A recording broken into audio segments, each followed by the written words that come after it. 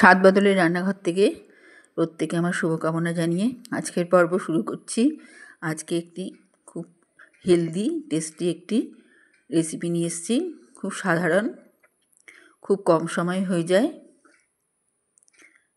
শিম দিয়ে পোস্ত দিলে একটা চচ্চড়ি। দেখতে থাকুন।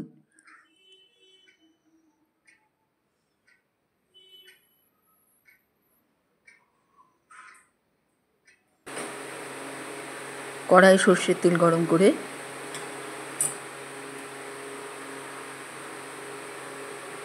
শিম বেগুন দিয়ে দিচ্ছি। এটা একটু ভাজা ভাজা হবে।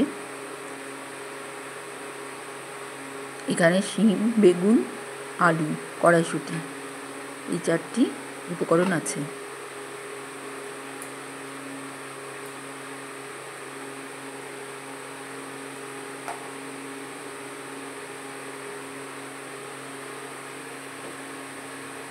প্রথমে আমি বেগুনগুলো ছেড়ে দিচ্ছি।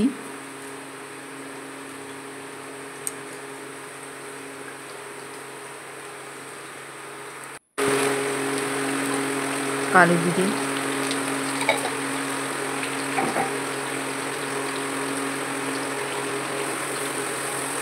আলু,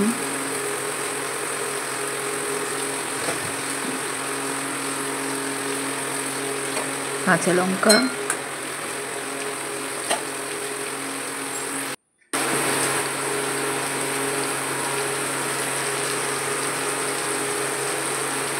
হলুদ, লবণ, লঙ্কা গুঁড়ো সব দিয়ে একটু ভেজে নেব।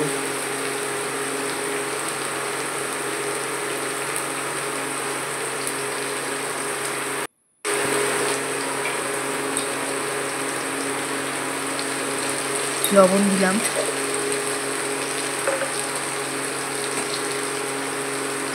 ধনে পাতা,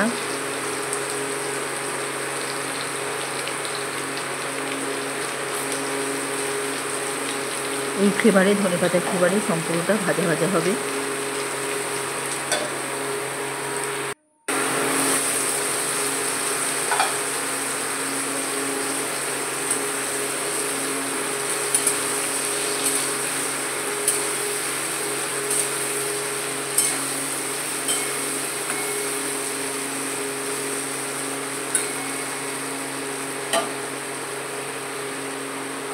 এখানে পোস্ত আর ডিম সম পরিমাণে আছে, এটা বেটে নেব।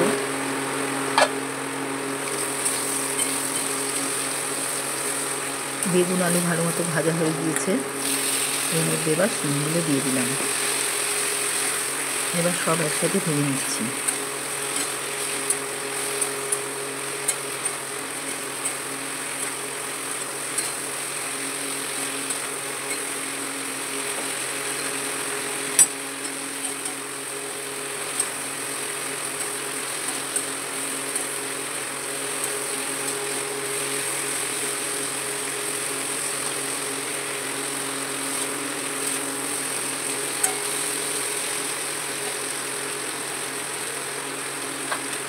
এবারে তিল পোস্ত বাটাটা একটু বেশি করে জল দিয়ে দিলে একটা বাটির মধ্যে করে নিয়ে জল শুদ্ধ ঢেলে দিলাম। এই জলে সম্পূর্ণ সবজিটা সিদ্ধ হবে।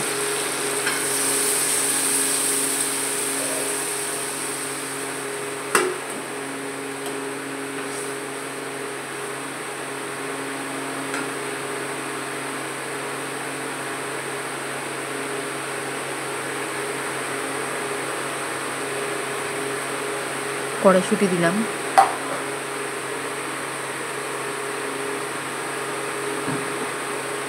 ধনে পাতা,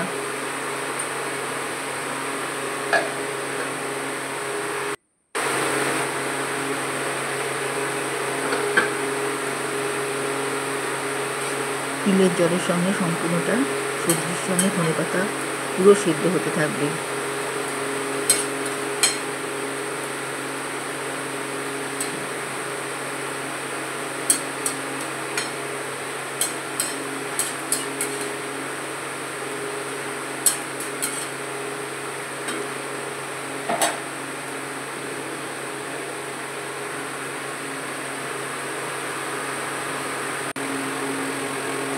আদা সরু সরু করে কেটে দিয়ে দিলাম।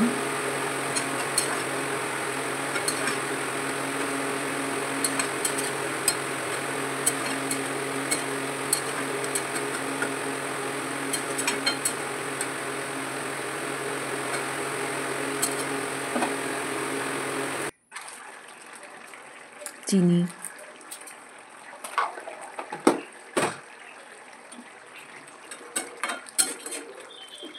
জল পুরো টেনে এসছে।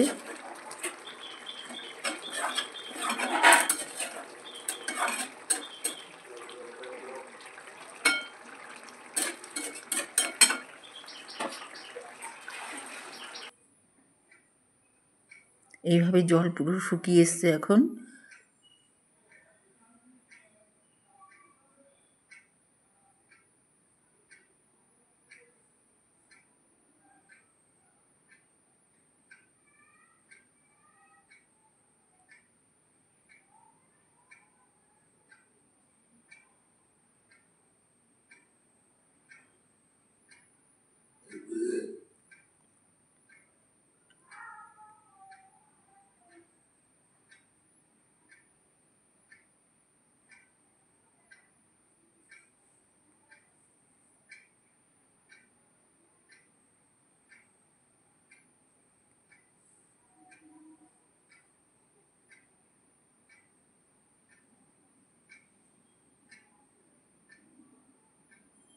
সবজিগুলো সম্পূর্ণ সুসিদ্ধ হবে, কিন্তু গলে যাবে না। সেই জন্য বেশি একটা নাড়া যাবে না, নাড়াচাড়া করা যাবে না, আস্তে আস্তে থাকবে। এবার তিল আর পোস্তর জলের সঙ্গে পুরো মাখা মাখা হবে। শেষ মুহূর্তে আমি নামানোর আগে একটু ভাজা তেল, সর্ষের তেল গরম করে, গরম সর্ষের তেলটা দিয়ে গ্যাস অফ করে দেব।